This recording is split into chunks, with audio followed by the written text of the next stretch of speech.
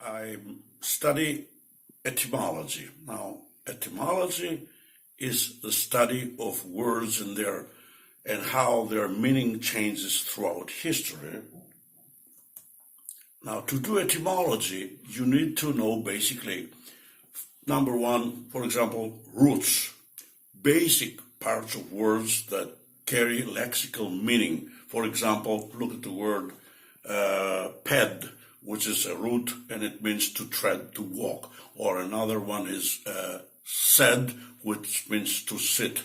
Yet you need to know prefixes. A prefix is a word placed before a root. For example, overcook. So in this word, overcook, the word over in the beginning is a prefix. And you need to know suffixes. A suffix is the opposite, a word or a morpheme placed after a word. For example, homicide. So the word side here means to kill is put after the root word, which is home. Now, all this is good and it helps etymology, but when you teach thousands and thousands of words, you don't have the luxury of time. You know, you would need thousands of hours to teach thousands of words. So you have to find some kind of another mechanism, some kind of another strategy to kind of help this vocabulary enriching problem. So through all these years of my experience, I have come to find that there exists another level, words beginning with the same cluster of initial consonants, which are related to the common Indo-European roots, and they share more or less, they share the same nuclear, the core meaning, either literally or metaphorically. For example, some consonant clusters I will give you just now.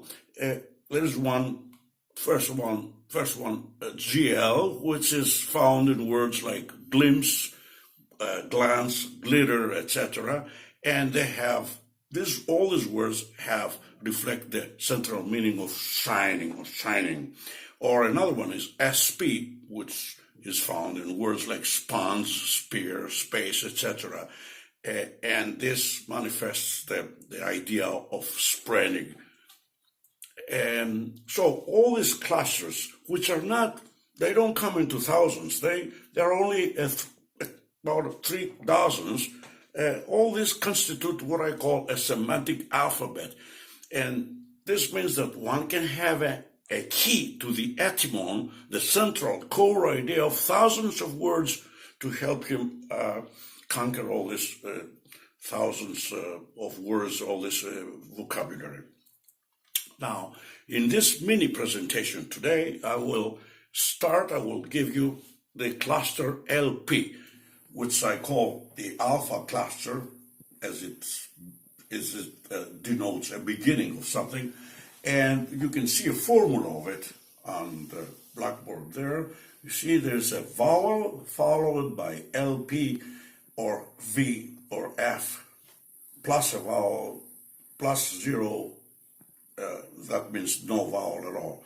So, for example, in the word alpha, you have the A sound, and then you have the LP or LF sound, because this interchange, these are labial sounds that are interchanged. The P, V, F sound are labial sounds. They can be interchanged. And sometimes there can be a vowel between the L and the P. For example, the word elephant, or you can have a vowel before the L, because it's phonologically not possible to say LP in the beginning. So you have to kind of find a vowel so that it helps the pronunciation. So the L is always present. It's always a constant. It derives from the Greek word ilios and phos, which both mean light. So this fantastic cluster then, which reflects a sudden flash or light, is connected to a surprising list of unexpected words. We can find some words in the vocabulary which is related to animals. For example, wolf. Wolf is a beautiful animal, and its scientific name is lupus, and you can see in both names, wolf and lupus, the cluster LP is manifested there. You can see it, and this possibly reflects the idea of the white wolf, or could be a symbolical meaning to the wolf. The same with the word elephant, which is, of course, there are some white elephants, but it could refer to the elephant being such a big and animal that is just in front of you, and it is sparkling with all its bigness and power. And then you have calf, which is white. Young calves are mostly white.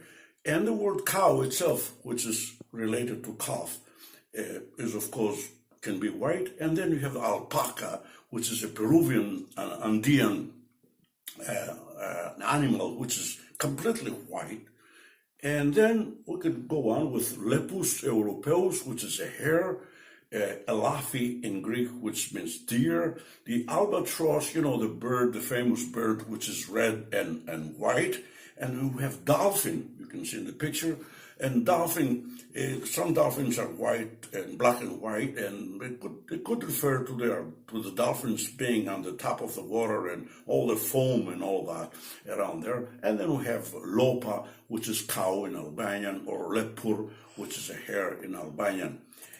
And it goes on with plants. We have, for example, Salvia officina. It's a kind of a tea.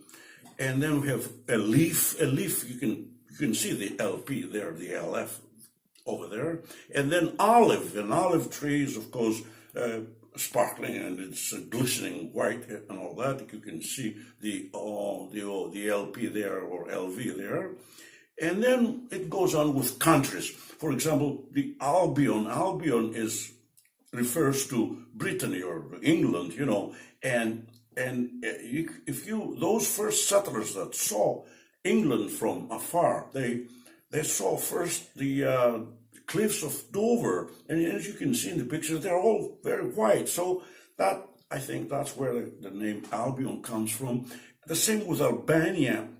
It could refer to the snow-peaked mountains of Albania, or the presence of blonde people there. And then Lebanon, which comes from the Arabic word Lebanon, which is related to either the snow of Mount Lebanon, or it could refer to the resin of cedar trees that exist there. And then you have Libya, and I think Libya refers to the whiteness of the sand, and it's a very ancient name that the Greeks gave to Libya and all Africa. In other words, you have the word album, which is self-evident. We have sulfur, which is whitish. And we have silver, of course, which is white. And we have olvio in Latin, which means glorious, in the symbolic sense. Then we have the albino, which is a condition that with some pigmentation problem. And then we have alabaster, alabai in the metaphorical sense of being somewhere, but being in the sense that you're innocent, it gives you innocence. And then we have saliva, which is white, and then calvo in Italian or Spanish, which means bold. And we'll go on with the word love. Of course, in a sense, in a metaphorical sense, of course, love is just a word for brightness and whiteness and living and all that. And then we have lava, self-evident. A loaf of bread can be white. And then salep is an Arab drink, and it's very white. And then we have the Gulf of Mexico, because all that water reflects back the sun's rays, and it's white. And then we have golf, and you can see the golf ball is white. And then we have silphium, which is another plant, and nalbi, which is the Latin name for barley, and life itself, which is symbolically symbolizes, of course, light. What else? The opposite of death. And then we have halva. It's a Turkish delight, which is really white. And in body parts, you can see that we have lip, because lip stands out as being something whitish or something reddish or something like that. And then we have lipids. The lipids are the fat, they're white. And we have lobe and earlobe, which is, again, kind of reddish and stands out. And then we have liver, which, despite being brownish or darkish, of a darkish color, it has a glistening on the outside, so that it could maybe justify its name like that. And then we have some verbs. For example, the verb laugh, which means that by laughing one shows his or her teeth, and then the whole idea of laughing, is that one gives brightness away, Then we have galvanized.